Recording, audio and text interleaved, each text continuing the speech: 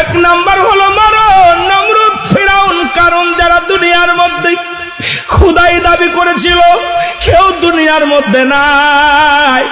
আপনিও থাকবেন না, আমিও থাকবো না রে মুসলমান। আজকে কার জন্য সুদ খাও, কার জন্য ঘুষ খাও, কার জন্য জিনা করো, কার জন্য ব্যভিচার করো, কার জন্য আজকে বাড়ি গাড়ি করলা? দুনিয়ার সম্পদ খাবে লোকে, তোমার দেহটা খাবে পোকে। দুনিয়ার সব কিছু ভাগ নেবে ছেলেরা, দুনিয়ার সম্পদের ভাগ নিবে, বাড়ির ভাগ নিবে, গাড়ির ভাগ নিবে। পাপের ভাগটা বিবি নিবে না, পাপের ভাগটা ছেলে নিবে না, পাপের ভাগটা আপনার স্ত্রী নিবে না, পাপের ভাগটা আপনার কোনো বন্ধু নেবে না। ঠিকই সম্পদের ভাগ সবাই টানাটানি করে নিবেন, কিন্তু মরার পরে একবার মরে দেখেন রে মুসলমান, আপনার পাপের ভাগটা কোনো ভাই বন্ধু কেউ ভাগ নিবে না। এই দুনিয়ার সম্পদ গড়ে তোলেন, এই সম্পদ খাবে লোকে, আপনার দেহ খাবে পোকে।